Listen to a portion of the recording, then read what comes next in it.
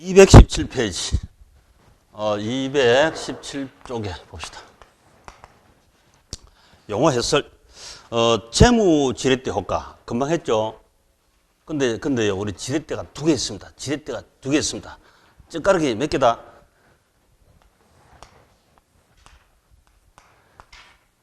고정 이자를 차입하게 되면, 좀 전에 우리 봤더니 5%, 10%, 15% 고정금리 아이가. 고정금리가 있으면 요 재무 지렛대 가는 여기 하나 있고, 그 다음에 고정 영업비가 존재하면 영업 지렛대 하는 요 두 가지가 있어요. 두 개 있어요. 이 젓가락 가지고 포트폴리오 투자, 리스크 관리 이렇게 하게 돼 있어요. 개인기업이든 법인기업이든 국가든 이 지렛대가 두 개 있습니다. 두 개. 이걸 위험관리 능력이 있다. 위험관리 능력이 있으면 무슨 사업이라도 해도 좋겠죠. 위험관리 능력이 없으면 그대로 앞통수 뒤통수 다 깨지게 돼 있어요. 대기업도 그렇습니다. 자, 금방 했던 우리 이 재무 레버리지, 영업 레버리지 두 개 결합하면 결합 레버리지라고 하는데, 이거 뭐 가상치 미리 철저 참조를 보시면, 이게 영업 레버리지가 예를 들어서 3이다. 재무 레버리지가 4다. 이거 정도를 측정하는 게 있거든. 예를 들어서 결과를 이렇게 구했다 치고 곱하기로 영향을 줍니다. 3 곱하기 4면 얼마다? 12배죠. 지분 수익률이 12배 튀고 12배 빠지고 이렇게 되는 거예요. 그래서 매출액이 1%가 증가하게 되면 자기 지분 수익률이 12% 튀어 올라갑니다. 매출액이 1% 빠지면 12% 까무러칩니다. 빵수명과 빵집에도 똑같아요. 빵집 운영할 때 우리 이 시험에서도 고정영업비, 변동영업비 분해 하락하는 문제도 두 번 나왔고, 손익분기점도 한 번 나왔고, 이미 다 나왔습니다. 자, 예를 들어서 빵집에 가면 빵집에 가보시면 월세 100만 원 준대. 그 고정비입니까? 변동비입니까? 고정비 맞죠? 빵을 많이 파나 적게 파나 상관없이 고정적으로 빠져나가지. 고정영업비 이렇게. 그 다음에 종업원 급여, 알바생 한 달에 급여 300만 원 나간답니다. 빵집이 잘 되나 못 되나 고정급여를 줘야 될까 이거. 그것도 역시 고정영업비라. 또 식탁, 탁자, 각종 빵기기, 강가상업비라든지 이것도 빵 많이 팔리나 적게 팔리나 고정비로 강가상업 되는 거죠. 고정비다. 그런 고정영업비 있고, 밀가루라든지 설탕이든지 이런 건 변동비예요. 변동비. 그건 많이 팔면 많이 들어가고 적게 팔면 적게 들어가는 변동비. 변동비는 지렛대 효과가 없습니다. 많이 팔면 많이 들어가는 거, 적게 팔면 적게 들어가는 거니까. 빵집 운영이 안 돼도 변동비는 조그맣게 안 들어가잖아요. 많이 팔면 많이 들어가고. 그래서 그건 지렛대 효과가 나타나지 않는다고. 고정영업비. 그 다음에 고정재물이다. 고정금리. 아까 일정하게 5%, 10%, 15% 주는 거 있잖아요. 변동이자 말고.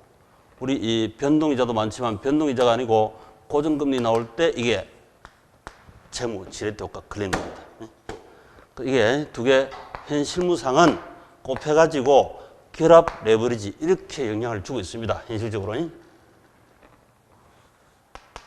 그럼 빵수명가 빵집을 할 때 고정급여라든지, 고정급여는 자기 식구들 들어서 안 되면 시킬 수 있다든지 하면 위험 관리를 좀 할 수 있는 거죠. 그리고 이거 고정이자를 안 빌리고 변동이자를 빌렸다거나 또는 안 빌리고 내 돈 가지고 처음부터 한다든지, 그러면 재무지렛대 그 대신에 절이 땡겨가지고 남는 건 없지만 고르로 인해서 뒤통수 깨질 일은 없잖아요. 그죠? 그런 걸 보고 혼자 위험관리 능력이 있다 이렇게 불러요. 위험관리 능력이 없으면 사업하면 앞통수, 뒤통수 깨진다 이거지. 깨진다. 그걸 보고 이제 리스크 관리 능력이라 합니다. 자, 그럼 참조로 보시고.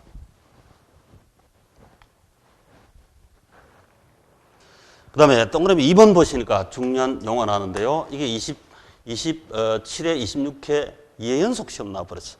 인플레이션 해지 하는 말 있지. 인플레이션 해지. 자, 인플레다 이 말은 인플레이션이다 이 말은 우리말로 하면 뭐다? 물가 상승. 간단하게 물가 상승. 전반 물가 상승 이렇게 얘기하면 되죠. 물가 상승, 물가 상승. 물가가 상승하면 내가 부동산을 땅을 투자해 놨으면 보유이익이 나오죠. 그 밑에다가 인플레 밑에다가 보유이익 이렇게 써놓으시고 보유이익. 이 잘했다. 장점이다. 장점. 인플레 나타나면 물건 사놓기를 잘했지. 보유이익이 났다. 자, 예를 들어서 1억짜리 땅을 1년 전에 1억이라는 돈을 주고 살 수가 있었습니다. 이 사는데요, 이 땅이 1억 5천 됐대. 그러면 직관적으로 보면 보유이익이 5천만 원 나잖아, 보유이익이. 근데 만약에 이 땅을 안 사고 1억이라는 돈을 은행에다가 예금했어, 예금. 예금하니까 은행에서 이자를 2% 준대, 2%. 1억에 2% 같으면 얼마입니까? 200. 그렇죠. 이런 거 빨리 계산돼야 됩니다. 부동산 하려면 뒤에 끝다리 있는 거 뭐 1,000만 원, 500만 원 이런 거는 과실 이렇게 계산할 때는 하는 거지. 원본을 그렇게 계산하면 머리만 아파져요. 그렇게 안 합니다. 공짜를 3개, 6개 생략하고 써놓습니다. 노트에. 그게 습관이 돼야 돼요. 그럼 1억에 2%는 200만 원 맞지, 이게? 그럼 1년 지나면 1억 200만 원 줄까, 이가? 1억하고 200만 원 은행 가면 이렇게 주겠지? 예금했다면. 그러면 내가 1년 후에 그 땅을 사러 갔다. 사러 가면 1억 5천짜리 땅을 살 수 있다, 없다? 못 사죠. 얼마 더 돈이 있어야 돼요? 4,800만 원 더 있어야 되는 거야. 4,800만 원. 그래서 이걸 보고 이제 구매력 손실 당했다. 이렇게 합니다. 구매력 손실. 구매력 손실. 도일한 것은, 화폐는 구매할 수 있는, 물건 구매할 수 있는 퍼처스 파워, 구매할 수 있는 힘으로 평가해요. 돈 자체를 우리가 사용 수익 못하고 또 먹어서 소화를 못하는 거니까 물건 돈을 주고 지하 서비스를 구매하는 힘으로 돈의 가치를 평가하거든. 그러면 이 구매력을 상실돼 있잖아요. 구매력 손실 4,800 당했다. 이렇게 하고 반대로 만약에 땅값이 1년 후에 9천만 원 떨어졌대요. 9천만 원. 9천만 원 떨어져 버리면 보유 손실이 나오지. 이게 단점이라 단점. 보유 손실. 그 실물은 보유 이익, 보유 손실 이렇게 불러줘야 됩니다. 용어를. 화폐에다가 이렇게 쓰면 안 되고 실물은 보유 이익, 보유 손실이 나왔습니다. 이렇게 불러주고요. 이거 우리 흔히 전반적 물가가 이렇게 상승했다면 디플레 하지, 디플레. 디플레. 보유 손실. 이때는 돈가 있었으면 1년 후에 1억 200만 원 되니까 오히려 사고도 줄이가 남죠. 1년 후에 1억 2천이라는 돈을 가지고 9천만 원짜리 땅 사고 얼마 남는다? 1,200만 원 남잖아. 요 1,200만 원 남는 이걸 보고 이제 구매력 이익이라고 하지. 구매력 이익. 떡밥떡이지. 구매력 이익. 이때는 화폐 가치가 상승한 것이고 구매력 손실은 화폐 가치가 하락한 것이고 구매력 손실 나온다 이 말은 물건 보유 이익이 나온 것이고 물가가 상승하면 화폐 가치는 하락합니다. 그게 우리 시험 나왔고 또 물가가 하락하면 화폐 가치는 올라가죠. 반대로. 왜냐하면 이것도 돈을 예금하느냐 땅 사느냐 하는 것도 이거 투자거든 사실은. 투자이기 때문에 보유이익이 나올 때는 물건 투자를 잘한 거죠. 예금을 빼가지고. 그런데 보유 손실 나오면 오히려 예금한 게 잘했잖아. 그죠? 잘했지. 예금 투자한 게 잘했다. 투자라는 것은 모든 게 다 투자입니다. 투자고 상대적 비교. 그래서 화폐 가치가 하락하면 물건 가치는 올라가고 물건 가치가 하락하면 화폐 가치는 올라간다. 뭐 반대로 얘기해도 똑같아요. 똑같아. 그래서 그거 일단 판단해 주시고 그 다음에 그 해지란 말이 있지. 해지. 자, 해지를 이제 영어로 쓴 걸 우리말로 해지 이렇게 놨어. 해지. 자, 해지. 이 해지. 옛날에 공부하시면 아마 해지 이 시에다 들어간 걸 많이 봤을 거야. 제목학에서 이렇게 쓰게 되어 있습니다. 그래서 이건 떼내야 합니다. 해지. 해지는 뭐냐면 이 이제 우리 영국에서 처음 나온 용어인데 양을 키우는데 늑대가 자꾸 물어날라 이게. 양을 물어날라요. 그럼 막아야 되겠죠? 울타리 친 걸 보고 이걸 보고 해지 이렇게. 울타리 해지. 그래서 이걸 우리 이제 방어 전략이다 이렇게 번역해서 쓰면 됩니다. 방어 전략. 위험을 늑대를 방어한다 이 말이지. 방어 전략이다.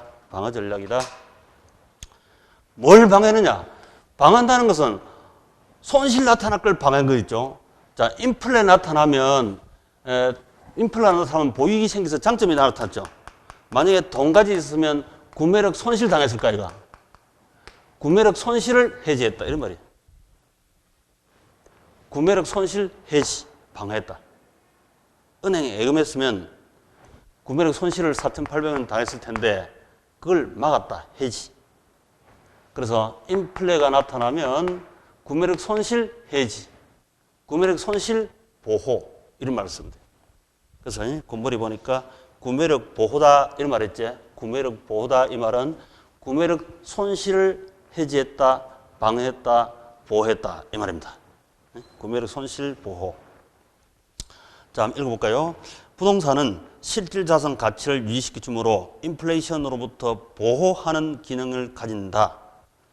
여기서 인플레이션 해지란 화폐 가치 하락에 대처하기 위해서 토지, 건물, 상품 등 구입하는 것을 말한다. 즉 보유 이익이 생기면 구매력 손실을 해지할 수 있다. 이 말이겠지.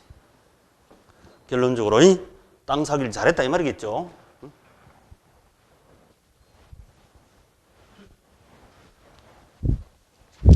반대로 그러면 단점은 땅값 하락하면 보유 손실 당했을까 이가 그럴 수도 있죠.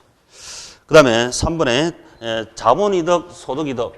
자, 소득이득. 이 소득이득은 그 앞에다가 임대 이런 말 쓰고 기본적으로 소득이란 말은 우리 소득세 이런 소리 많이 하죠. 소득은 1월 1일부터 12월 31일까지 임대소득을 얘기합니다. 임대소득. 그래서 소득이다 하면 임대 말을 집어넣어서 임대소득이다 이런 말입니다. 그 다음에 자본이득. 이 자본이득은 내가 처음 살 때 내 돈 1억 자본을 투입했는데 나중에 팔 때는 1억 2천이 양도세 내고 나고 생기더라 하면 요 시세 차익이 2천만 원이죠. 시세 차익, 양도 차익 이렇게 불러요. 시세 차익, 양도 차익. 그게 자본이득이다. 그 다음에 절세효과. 부동산은 절세효과가 종종 나타납니다. 그 한대로 지금 내가 신도시에 시골에 내가 농지를 보유하고 농사를 짓고 있는데 이게 신도시가 들어온대요. 신도시가 우리 지방 이전 등으로 해서 신도시 개발 많이 됐죠. 신도시가 된대. 그러면 자기가 농사를 이걸 4년 4개월 농사를 짓다가 이거 거주 경작을 해야 된다. 거주 경작 세법에서 1년 이내에 수용 같으면 2년 이내 대토 이놈 주고 대신 이 농지를 취득해가지고 3년 이상 거주 경작 그러면 이 토탈 합쳐가지고 8년 이상 되면 이걸 대토다 해가 대토라 불러줍니다. 대토. 나중에 이런 경우도 손님들이 아주 많이 묻습니다. 대토. 대신 땅을 주고받은 거지. 그럼 이때 양도세 100% 감면입니다. 양도세 100% 감면. 근데 여기 얼마 전에 사건인데요. 이거 3년 6개월 보유하고 대토인 줄 알고 지주가 이렇게 했다고요. 하고 나서 나중에 세무서에서 이 양도세가 날아온 거예요. 고지서가. 얼마 전에 법이 바뀌어가지고 이게 4년 이상으로 바뀌었어요. 4년 이상. 3년인 줄 알고 전문가도 할 수 있죠. 그런 경우 뭐 변호사도 뭐 다 마찬가지입니다. 누구라도 할 수가 있다. 그래서 이게 소송이 붙어가지고 이게 어쩔까 이게 참 문제가 심각하다. 그 세무사한테 전화할 때 세무 정상적 수수료 줬으면 그것도 소송 제기가 손해배상 청구를 할 수 있겠지. 근데 전화 통화로 물어봤거든요. 그래서 달라 하지도 못하고 중개사가 물어주는 이런 상황이 벌어집니다. 요즘 토지 양도세가 네. 토지 땅만 양도세가 40%. 땅만 팔면 양도세 40%. 장기보유 특별공제 이런 게 있지. 장특공제 이런 게 있고 그냥 시세 차익에다가 장기보유 특별공제를 빼고 또 기초공제 1년에 250만 원 빼고 과세 표준 구해가지고 지금 이제 세법이 우리 7단계로 바뀌잖아요. 아래 국회 통과했죠. 7단계 누진 과세가 산출세, 그 세무세 신고납부 이렇게 돼 있어. 자, 그다음에 이제 절세 효과 하나 더 얘기하면 절세 효과 하나 더. 우리 1세대 1주택 2년 이상 보유타가 양도하면 과세입니까? 비과세입니까? 비과세죠. 이 상식적으로 다 아시는 거니까 1세대 1주택 2년 이상 보유하다가 양도하면 비과세돼. 비과세. 이것도 조금 달라집니다. 2년 이상 거주 조건도 필요한 경우가 생겼죠. 이번에 국회에서 통과돼서. 근데 일반 우리 시골집이야 당연히 이렇지. 주택을 4채가 있습니다. 주택을 4채가 있으면서요. 만약에 세금 한 푼도 안 내겠다. 양도세를 한 푼도 안 내겠다라고 착당을 한다면 할 수 있어요. 좀 약간 의지도 있지만. 이거 예를 들어서 아파트가 4채 있어. 세대 분할하면 돼. 세대 분할. 세대 분할하면 1세대 1주택 2년 이상 보유타가 양도하면 각각 전부 다 비과세잖아요. 얼마 전에 제가 안 그래도 한 문의가 왔으니까 4채 있는데 딸내미가 주민등록 같이 해서 같이 살아요. 그 미국 파트너로 갔어요. 미국에. 근데 집을 팔아야 되겠어. 세금 안 내는 방법이 없습니까? 근데 굳이 안 내려면 안 내는 방법도 있어요. 다시 오시다가 또 결혼했더라고. 그럼 결혼하면 세대 분할 해야 되잖아요. 주민등록 따로 옮겨가지고 세대 분할 자기 걸로 되면 1세대 1주택 2년 이상 보유 양도 비과세 되지 당연히. 나머지 3채 이것도 굳이 하려면 그렇게 세대 분할 다 하면 돼. 안 그러면 이 2채를 임대사업 등록 시군구에 등록하고 세무서에 등록해가지고요. 임대사업으로 내면 요 놈을 1주택으로 봐주니까 1세대 1주택 2년 이상 보유타 양도하면 비과세 해줍니다. 또 이것도 감면해주고 이렇게. 그래서 굳이 세금 안 내려면 안 내는 방법이 있는데 굳이 그런 노력 비용이 더 들 수도 있거든. 낼 건 좀 내고 국가를 위해서도 그런 것도 괜찮다. 그래서 이 부동산의 절세 효과 곳곳에 많이 있어요. 실제 많이 있습니다. 그 다음에 소유의 긍지다. 이 땅이 A라는 땅이 내 땅이면 이 땅을 가진 자는 전 세계에서 다른 사람이 있다 없다? 외계인도 없잖아요. 나 혼자 가졌지. 독점 소유 이렇게 됩니다. 독점 소유. 만약에 내가 주식을 특정 회사 삼성자 주식을 내가 10주가 있습니다. 그럼 다른 사람 100주, 10주, 30주 가진 사람 많죠? 똑같은 게. 많은데 이 땅을 내가 소유하면 독점 소유라. 어느 누구도 이 땅을 가진 자가 똑같은 땅을 가진 자가 없다 이 말입니다. 부동산은 개별성 있잖아. 개별성. 부부 연계. 저는 우리 알죠? 개별성. 나만 나 홀로 독점 소유다. 이런 소유의 긍지 이런 걸 가질 수가 있어요. 그 다음에 높은 사업이윤. 이건 모르겠습니다. 부동산 임대사업에서 낮은 수익이 생기기도 하고 높은 수익이 생기기도 하니까 그때 다르겠죠. 자, 넘기시고 이제 쭉 넘기시가지고 222페이지. 자, 222페이지. 222쪽에 하단부에 보니까 위험과 수익. 어마어마하게 중요한 용어인데 부동산 투자 위험. 그 위에다가 그냥 단점 이렇게 써놔요. 단점. 여기 위험들은 하락하는 위험만 위험이라고 보시면 돼요. 자, 우리 항상 부동산이든 주식이든 뭔가 투자하게 되면 상승도 하고 하락도 합니다. 상승이 되면 이게 플러스 남는 거, 이게 남는 거.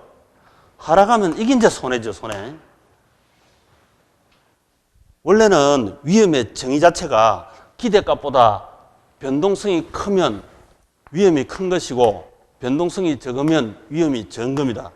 그래서 위로 올라가는 것도 위험이고 내려가는 것도 리스크 위험이라. 근데 올라가는 것은 벌었으니까 손해 안 받지. 그래서 요거는 묻혀두고 하방, 하락하는 위험, 요놈만 위험이라고도 언급을 많이 하고 있어요. 여기서 우리 부동산 투자의 단점이라는 것은 손해 가능성, 하방 위험 이것만 따져주면 돼.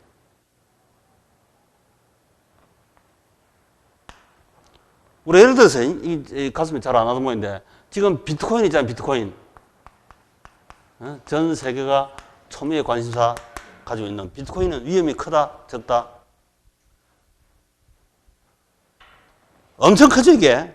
이거보다 훨씬 위험이 큰 투자 상품도 많습니다, 전 세계에. 파생 상품에 가면 피카소 그림까지 다 그릴 수 있어요. 이 위험이 크게 맞지, 분명히. 주식보다도 위험이 크잖아.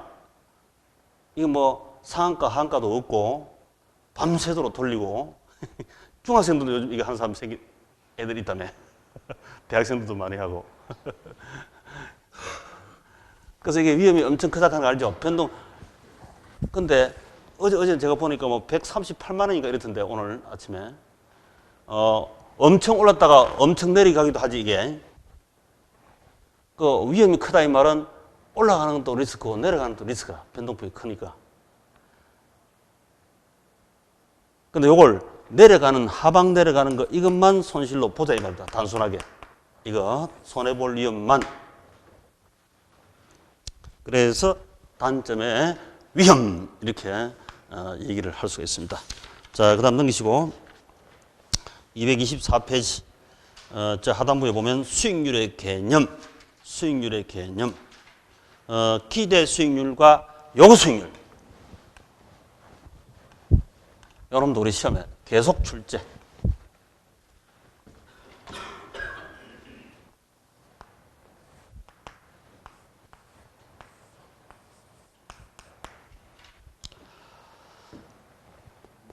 자, 기대 수익률입니다. 기대 수익률. 자, 기대 수익률.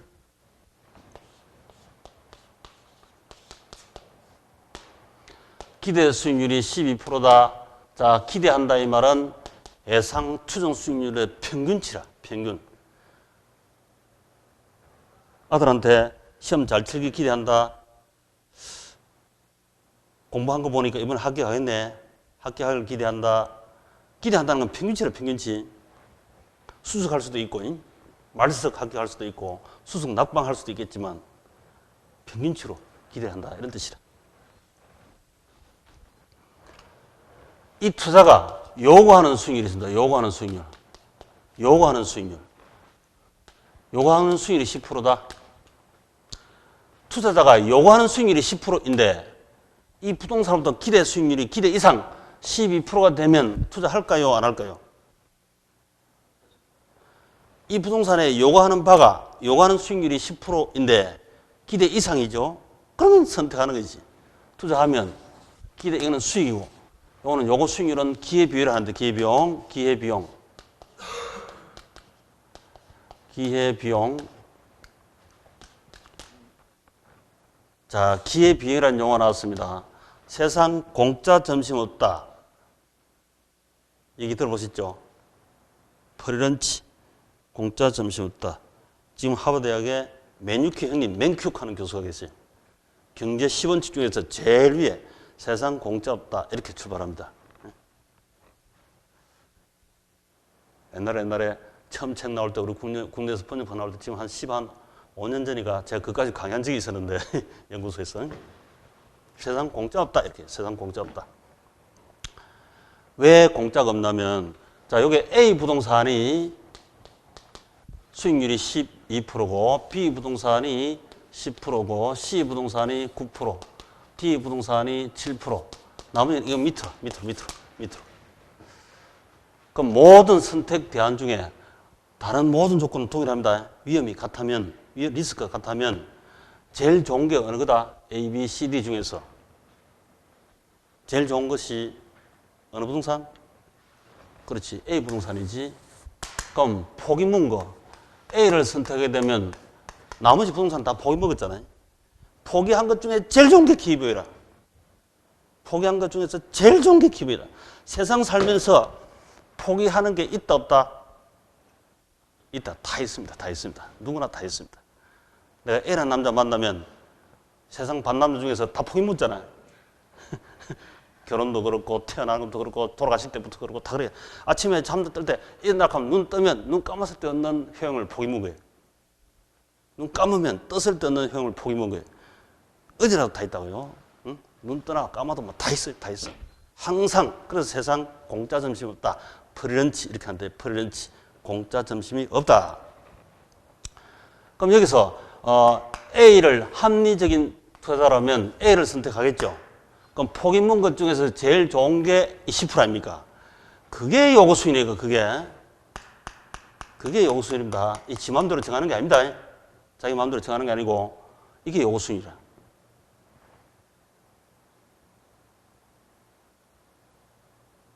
요구 수익률, 바라는 수익률인데 저 남자보다는 좋아야지 이 칼까기가 자기 남편이 합리적 선택했다면 이렇게 했겠지. 근데 반대로 또 C라는 남자를 선택할 수도 있어요.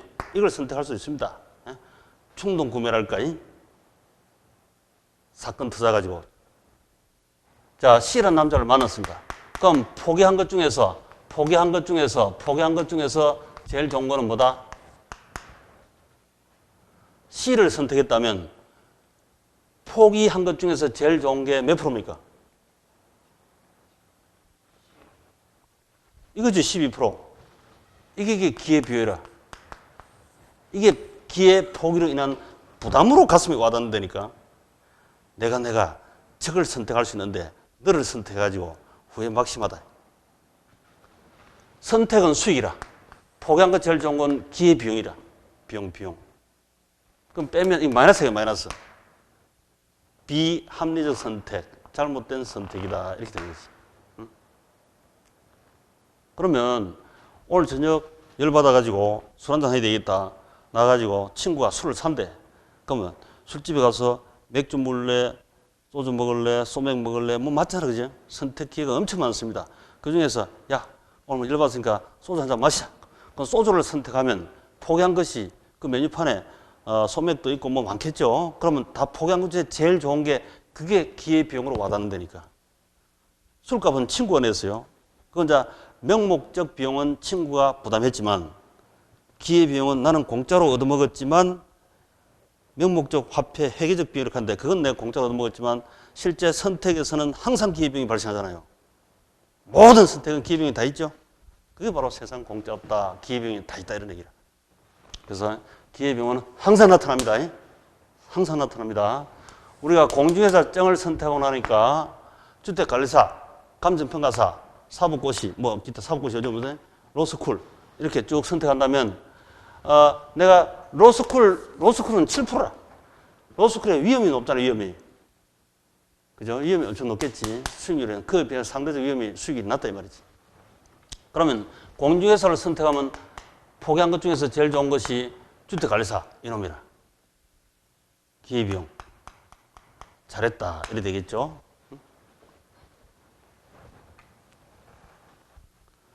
그래서 남편한테 바라는 게 많다 적다. 남편한테 요구하는 바라는 사항이 많습니까 적습니까? 애인한테 바라는 게 많다 적다. 아직 결혼 안 했으니까 우리 대학생들. 바라는 게 많으면 이 바라는 게 예를 들어서 15%다 이 말은 세컨드가 있다는 뜻이라. 쟤를 만나면 15%인데 내 남편은 12%밖에 안 되거든. 바라는 게 적어야 됩니다. 이런 것도 없으면서 무조건 바라는 게 많다. 그거는 자기 자신을 자기가 모른다는 소리라. 자기 자신도 자기를 몰라요. 그래서 객관적 컨설팅 하는 사람이 연애 박사가 당신은 보니까 10%에 10% 이렇게 지적을 해줄 수 있어야 돼요. 네? 욕심만 많아가지고 그러지 마시고.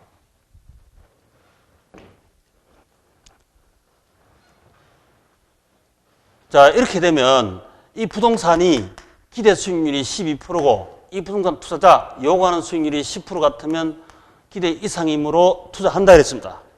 그럼 이 부동산 기대 수익률이 높으니까 사는 사람이 많아지겠죠. 시장에서. 항상 마켓 시장판에 가야 돼요. 시장판에 기본적으로. 자, 그러면 수요 공급에서 사는 사람이 많다는 뜻이라.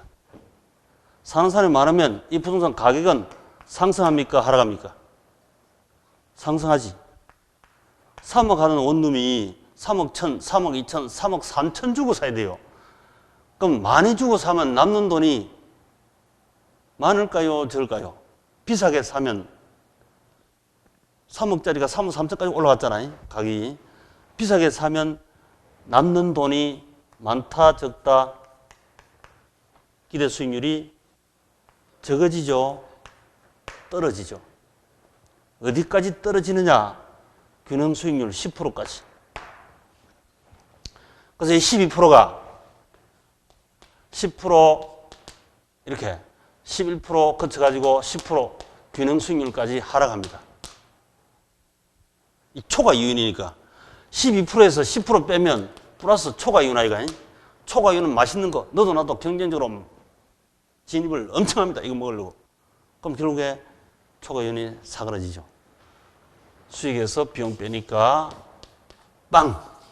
정상 이윤으로 돌아갑니다. 반대로 이제 기대 수익률이 8%이고 요구 수익률이 10% 같으면 기대 이하지 이게. 기대 이하는 선택 안 하는 게 맞죠. 그럼 이것도 결론적으로 이게 너무 비싼 거예요. 비싼 거. 3억짜리가 너무 비싼 겁니다. 2억 9천, 2억 8천, 2억 7천 점점 싸지면 이거는 파는 사람이 많아지니까, 공급자가 많아지니까 가격은 떨어지겠지. 가격 떨어지면 이제 남는 게 점점 증가하잖아요. 응? 기대 수익률이 8%에서 9%, 10% 이렇게 올라간다니까. 그래서 8%, 9%, 10% 올라갑니다. 이렇게. 그럼 결국 같아지죠. 이때는 수익이 8%고 비용이 10%이니까 손실이지, 손실. 손실은 너도 나도 시장에서 태그 빠져나오게 돼 있어요. 그럼 결국에는 그 손실이 정상으로 돌아갑니다. 플러스, 마이너스, 빵. 세상 몇 가지? 온통 세 가지니까 손가락 세 개. 서리쿠션 돌인데 아무도 없어.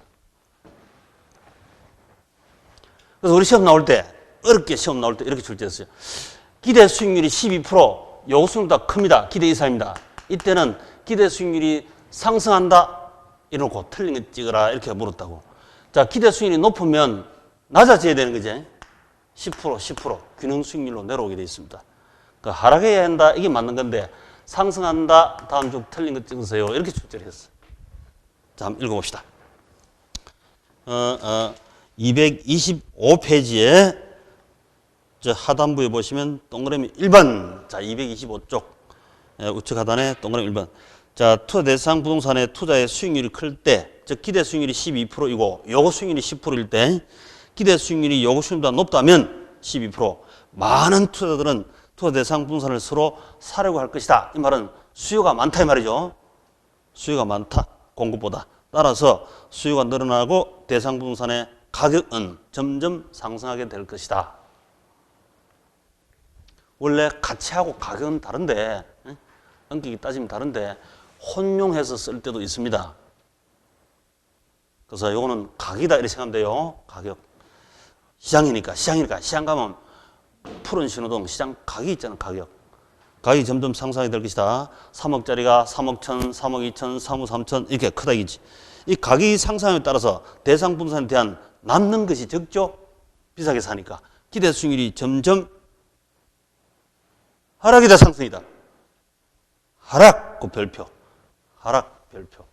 하락하게 되고 결국 기대 수익률과 요구 수익률이 같아지는 선에서 균형을 이루게 된다. 10% 선에서 균형을 이루게 된다 이 말이지.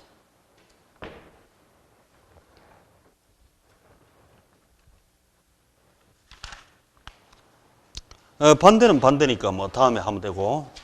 자, 다음 페이지 이제 투자 가치, 시장 가치 이것도 이미 다 했습니다.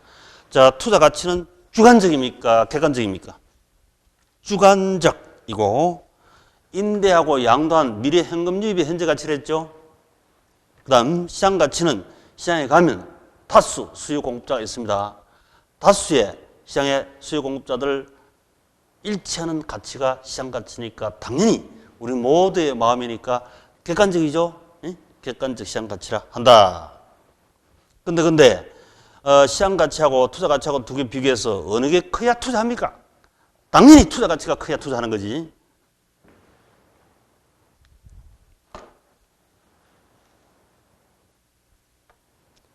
자, 됐습니다. 그 다음 우측에 위험 회피형 하는 거다 딱 별표하시고 위험 회피형. 말이 없으면 위험 회피형. 이분이 바로 합리적, 일반적, 이성적이니까 이걸로 전제로 출제합니다만 그 밑에 위험 선호 추구형, 위험 중립형 뭐 이거 지금 하면 약간 무리가 따릅니다. 그래서 나중에 우리 무차별 곡선하고 이런 공부하고 나서 하도록 합시다. 접어두시고. 그 다음 가래 위험과 수익, 트레이드 오프 관계이면서 비례 관계다. 그 별표.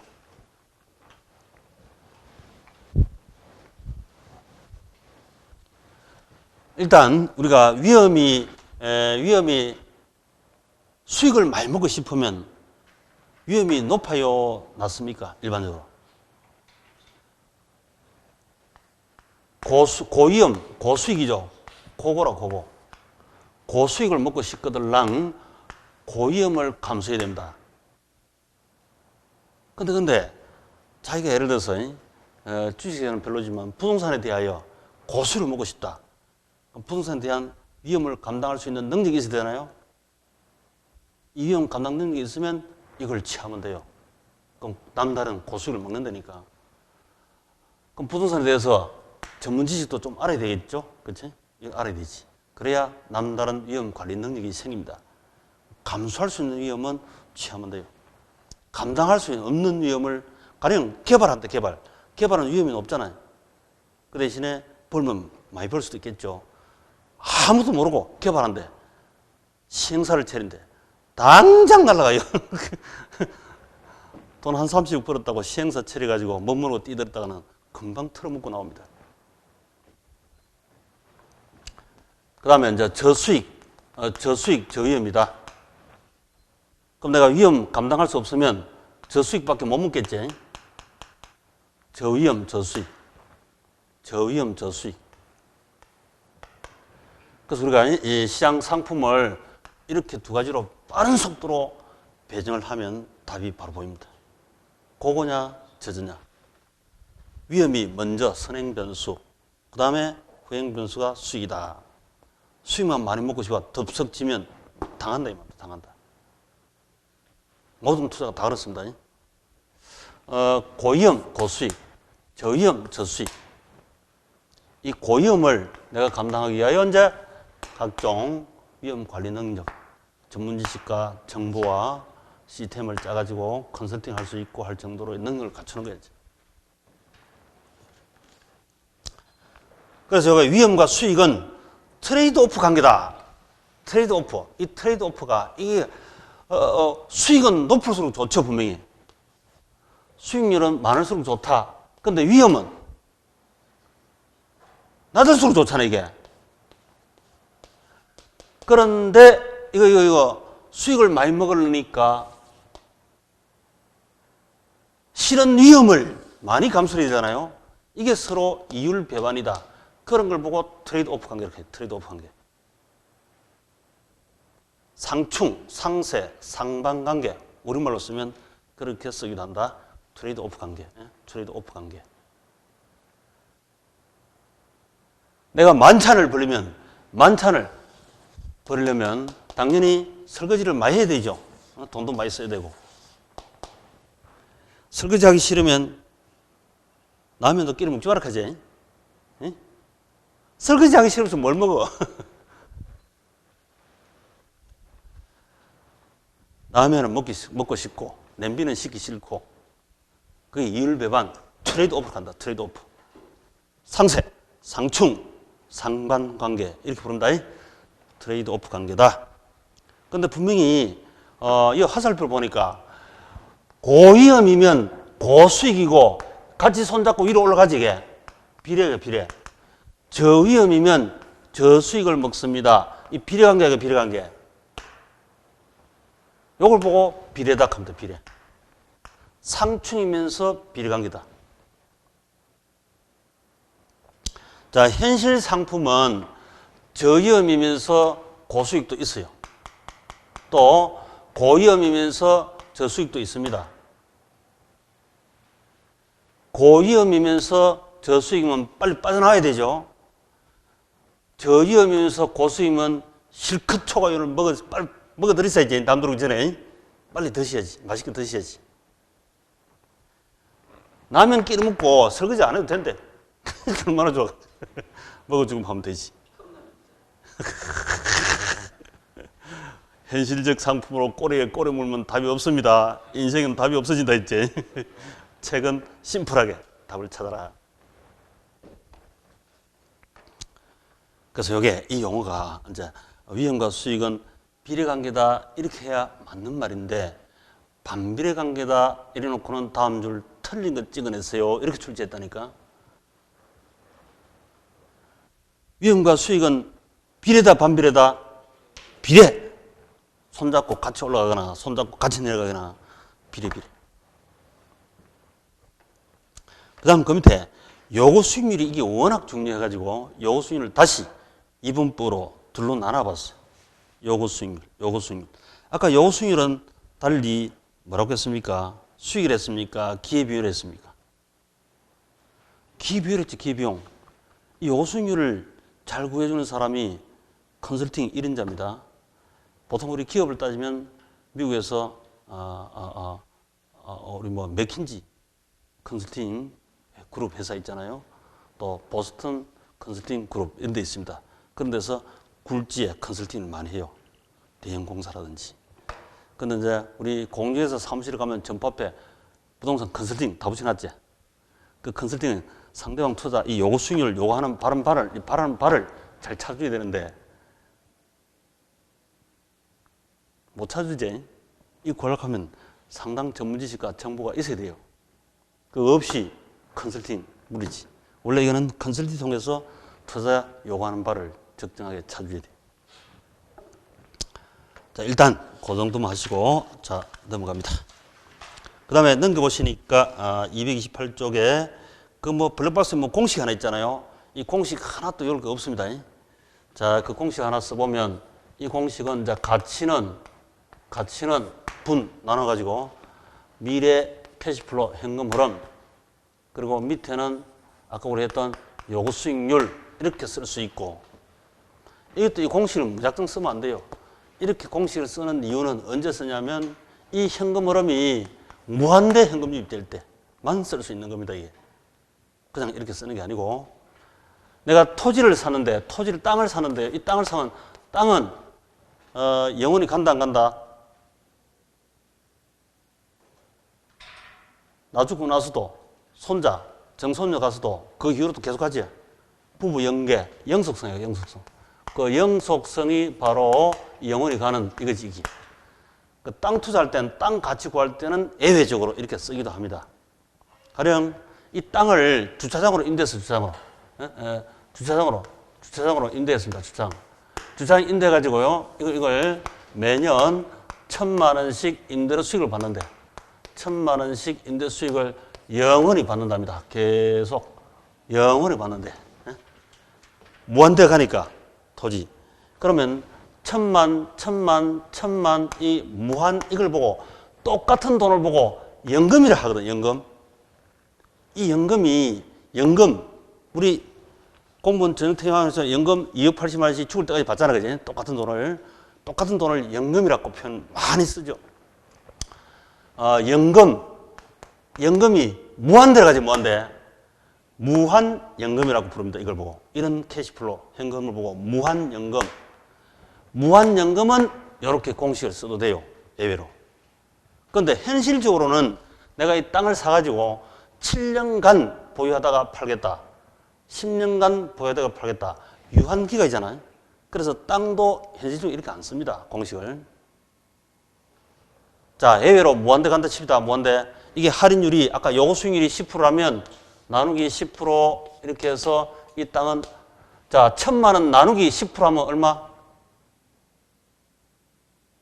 1,000만 원 나누기 10%. 1억 맞습니까? 1억 맞지? 1억. 그래서 이 땅이 영원히 1,000만 원씩 임대로 들라주더라도 현금 유입이 되지만 무한대 가치가 아니고 1억밖에 안 돼요. 1억 투자 가치가 1억이에요. 1억. 만약에 이걸 1억 1,000만 원 주고 사면 손실이고 9천만 원 주고 사면 싸게 산 거죠. 이득이다. 이렇게. 그래서 이걸 보고 1,000만 원 이 속에 1,000만 원 곱하기 R분의 1. 이 R분의 1이 무한연금 현가계수라. 나중에 이거 몰라도 됩니다. 따로 외울 필요도 없고 아시는 분은 아시겠지만 무한연금 현가계수가 R분의 1이니까 그냥 이 R 요구수익이 나오는 거예요. 그래서 딴 가치가 나옵니다. 그러니 극히 제한적 예외적으로 쓸 수 있는 케이스고 따로 공식으로 암기할 이유는 없다. 만약에 이걸 문제로 그대로 풀려면 그 아래 우리 두 번째 Q 있죠. 두 번째 Q. 자, 두 번째 Q 보시면 뭐라고 써놨냐면 매년 2천만 원 확정적 소득이 영구히 기대. 무한연금이죠. 무한연금. 무한연금일 때는 이렇게 써도 됩니다. 주장 용도가 토지가 있습니다. 이 사람은 영원히 사는 사람이겠네. 시장에서 국공채 이자율이 5%이고 이 토지에 대한 위험 활동률이 3%다. 자, 국공채 이자율, 정기 예금 이자하고 똑같이 아까 우리 했던 요거 수익률을 2분포로 나누면 리스크 프리, 무위험 수익률과 리스크 프리미엄 이 둘로 구성되어 있는데 리스크 프리, 무위험 수익률이 정기예금 국공채 이자료입니다. 자, 여기는 국공채라 있죠, 국공채. 이 5%는 대한민국 국채를 사면 5% 준대, 5%. 연 이자를. 근데 대한민국 정부도 1년 이내 망할 리가 없죠. 그러니까 확실하게 주는 불확실성이 없는 위험이 없는 무위험, 리스크 프리, 무위험이라고 합니다. 무위험. 무위험. 그 5% 밑에다가 무무 이렇게 적어 나와요. 무무. 이것도 시험 다 출제를 합니다. 무무다 이 말은 무위험이고 무위험 수익률입니다. 무위험 수익률. 무수익이다 하면 틀려요. 무위험 수익률이다. 무위험 수익률. 항상 위험이 따라야 돼. 앞에 위험이란 말이 먼저 있어야 돼요. 무위험 수익률이 5%다. 무수익은 빵프로니까 빵프로. 수익이 없는 게 빵프로가 무수익인데 이는 무위험 수익률이다 이 말입니다. 5%가. 확실하게 준다 이 말이죠. 확실하게 준다. 그 다음에 위험 프리미엄이 얼마냐? 위험 할증률. 리스크 프리미엄을 영어로 쓰면 리스크 프리미엄이지만 우리말로 쓰면 위험 할증률 이렇게 씁니다. 리스크 프리미엄. 프리미엄 아시죠? 위험 프리미엄. 이걸 위험 할증률 이렇게도 쓴다. 요게 3% 같으면 두 개 합치면 8%가 바로 요구 수익률이지. 요구 수익률은 8%입니다.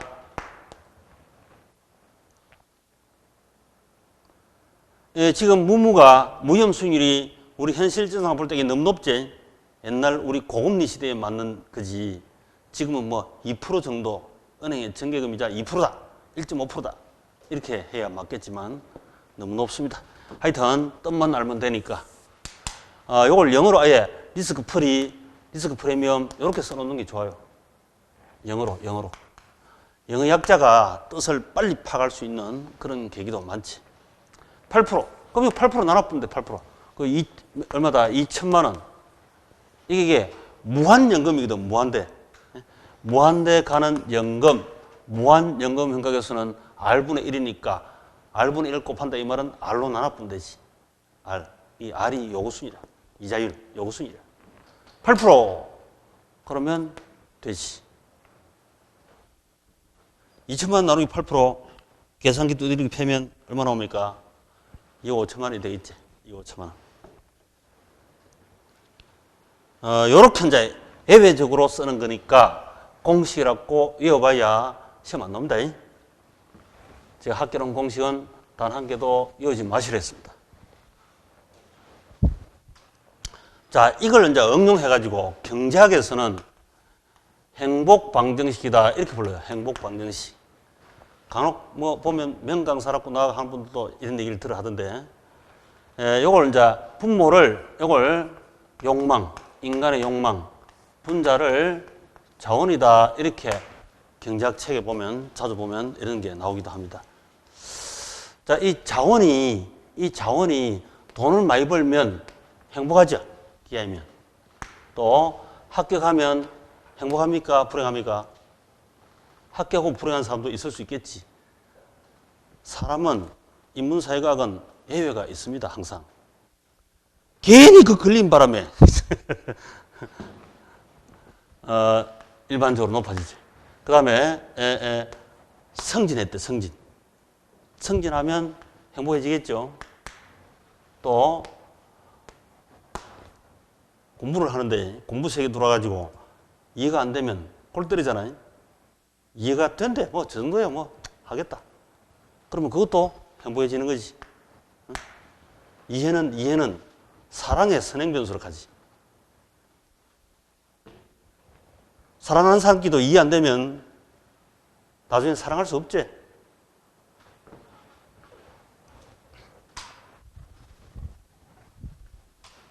그래서 이게 자원이 많아지면 행복합니다. 근데 욕망이 많으면 요구 수익률, 욕망이 많으면 행복하다, 불행하다. 과욕은 건물이지. 불행해진다니까 불행해져. 요구 수익률, 아까 제가 남편한테 바라는 게 많으면 행복해집니까? 불행해집니까? 불행해진다니까. 마음을 비워. 바라는 게 없어야 돼. 그러다 외닥 하나 주면 아이고 이 대박하고 이렇게 해야지. 그래서 욕망은 적정하게 줄여줘야 한다. 이 욕망에 해당하는 것이 우리 투자론에 들어오면 투자론은 구체적으로 구한 거고 경제학에는 개념적으로 설명하고 있습니다.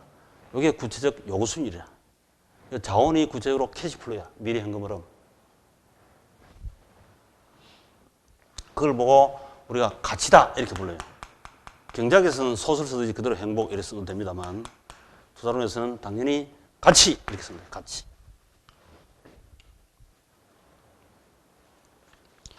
그 다음에 오른쪽에 229페이지 들어가기 전에 한 번 더 시도합시다.